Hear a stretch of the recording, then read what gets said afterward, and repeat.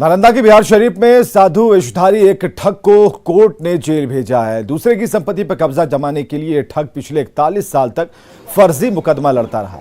यह कहानी आपको पूरी फिल्मी लगेगी। मामला है सिलाव थाना क्षेत्र के मुरगावा गांव की, जहां 1981 में जमींदार कामेश्वर सिंह की पत्नी राम सखी देवी ने यह मामला दर्ज कराया गया था। राम सखी देवी ने आरोप लगाया कि उनके लापता बेटे कन्हैया का वेश धारण कर आया और उसकी करोड़ों की संपत्ति पर हक जताने लगा। महिला लगातार साधु वेशधारी उस शख्स को अपना बेटा मानने से इनकार करती रही। मामला सुप्रीम कोर्ट तक पहुंचा। कोर्ट ने मामले की सीबीआई जांच के आदेश दिए। सीबीआई जांच में नकली कन्हैया की पहचान दयानंद गोस्वामी के रूप में की गई। दयानंद गोस्वामी मूल रूप से मुंगेर के जमुई के लखई गांव का रहने वाला है और प्रभु गोस्वामी का छोटा बेटा है। उसने 1977 में लापता कन्हैया का रूप धारण कर कन्हैया के घर आ गया और उसकी संपत्ति पर अधिकार जताने लगा, जबकि कन्हैया मैट्रिक परीक्षा के दौरान चंडी हाई स्कूल से लापता हो गया था और उस समय साधु वेशधारी कन्हैया को पूरे मान सम्मान और गाजे बाजे के साथ घर लाया गया था। हालांकि कन्हैया की मां उसे बेटा मानने से इनकार करती रही। अब कोर्ट ने उस ठग को जेल भेज दिया है। हमारे मानवेंद्र मिश्रा सर के न्यायालय से दिया गया है, जो एसीजेम 5 हैं और उसमें 3 साल की सज़ा सुनाई गई है। एक स्वच्छ छवि वाले जो हमारे न्यायाधीश हैं उन्हीं के न्यायालय से ये सज़ा दिया गया है। ये 3-3 साल की सज़ा हुई है और जुर्माना 10,000 का है। गया में बेकाबू ट्रक में गुस्साए लोगों ने आग लगा दी। दरअसल सिविल लाइन थाना के करीमगंज ओवरब्रिज के पास एक बेकाबू ट्रक ने महिला को रौंदा। अनियंत्रित ट्रक की चपेट में आने से महिला की मौके पर ही मौत हो गई। महिला के शव को परिजन घर ले गए, लेकिन गुस्साई भीड़ मानने को तैयार नहीं थी। हादसे में महिला की मौत के बाद लोग इतने गुस्से में आ गए, उन्होंने ट्रक में ही आग लगा दी और देखते ही देखते आग ने ट्रक के अगले हिस्से को अपनी जद में ले लिया। ट्रक का अगला हिस्सा जलकर खाक हो गया। कड़ी मशक्कत के बाद आग पर काबू पाया गया। एक एक्सीडेंट हो गया है महिला का, ऐसी में आया तो देखे आग लगा दिया। नहीं मालूम, कोई जानकारी नहीं। ट्रक चालक गिरफ्तार हुआ है, नहीं सब फरार हो गया। आगे क्या कार्रवाई की जाएगी? आगे कार्रवाई तक जहाँ का अगर कुछ है एक्सीडेंट होना आएगा केस करेगा, अभी अपने ट्रक वाला केस करेगा। मृतक महिला के बारे में कुछ पता चला है? कुछ नहीं, कहाँ। गोपालगंज में एक ऐसा स्कूल है जहां एक ही कमरे में 5 कक्षाएं चलती हैं और यह स्कूल इस मायने में शायद सबसे अलग है कि यहां के शिक्षक एक ही ब्लैक बोर्ड को 3 हिस्सों में बांटकर एक साथ पढ़ाते हैं।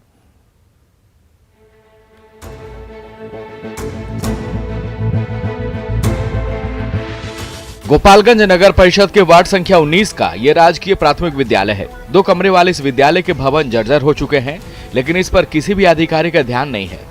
एक भवन में आंगनबाड़ी केंद्र चलता है तो दूसरी भवन में कक्षा 1 से लेकर 5वीं तक की पढ़ाई होती है। यहाँ नामांकित कुल बच्चों की संख्या 100 है। स्कूल मॉर्निंग चल रहा है, इसलिए 60 से 70 बच्चे ही आते हैं। बिजली, पंखा और रसोई घर कुछ भी नहीं है। प्राथमिक विद्यालय के एक ही कमरे में स्कूल का पठन पाठन, कार्यालय और स्टोर रूम है। ऐसे में यहाँ पढ़ने वाले छात्रों की मानसिक स्थिति का अंदाजा आप खुद लगा सकते हैं। विद्यालय में बैठने की जगह नहीं होने के कारण बच्चों को बरामदे में ही बिठाया जाता है, लेकिन बरसात या ठंड के दिनों में बच्चों को काफी परेशानियां होती है। एक ही कमरे में बच्चों को मैनेज कर पाना काफी मुश्किल होता है।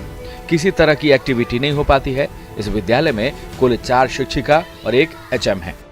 मिस अच्छी पढ़ाती है, लेकिन सब किसी का बोर्ड पर देती है ना, लिख देती है तो हम लोग समझ में नहीं आता है। कैसे आप लोग पढ़ पाते हैं? मिस बताती है ना, ये 5वां का है, ये 3रा का है, ये 4था का है, तो हम लोग वही लिखते हैं लोग। यहाँ पे राजकीय प्राथमिक विद्यालय वार्ड नंबर 10 गोपालगंज है, लेकिन यहाँ पे 1ली से 5वीं क्लास के प्राथमिक विद्यालय के बच्चे पढ़ते हैं।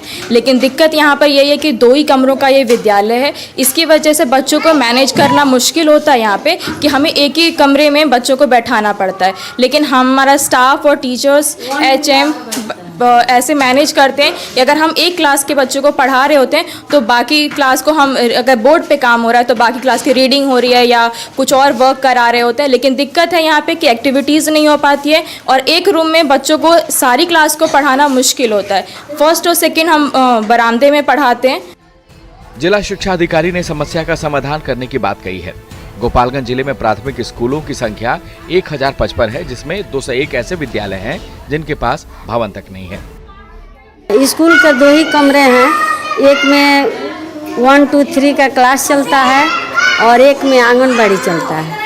यहाँ खेल के मैदान भी नहीं है, बच्चे खेल नहीं पाते हैं अच्छे से, लेकिन फिर भी जो जितना है उतना ही में हम लोग बच्चों को चाहते हैं जो अच्छा से अच्छा गुणवत्तापूर्ण शिक्षा देकर उन लोगों को अच्छा कुछ अपना अच्छा से निकले सब। हम बीओ गोपालगंज को और डीपीओ एसएसए को इस संबंध में हमारा तो निर्देश दिया गया है कि अगर 2 कमरा है तो एक कमरा आईसीडीएस किस आदेश के तहत उपयोग कर रही है, एक तो इस पे हम लोग देख लेते हैं, जांच करा लेते हैं। और दूसरी ये है कि अगर विद्यालय के पास अतिरिक्त जगह है, अगर उपलब्ध होगी तो वहाँ पर हम लोग प्रस्ताव स्टेट को अलग से अतिरिक्त वर्क कक्ष निर्माण के लिए भेजेंगे। जनप्रतिनिधि है, लेकिन आश्वासन मिला आज तक ना भवन मिल पाया और ना ही कमरा बढ़ पाया।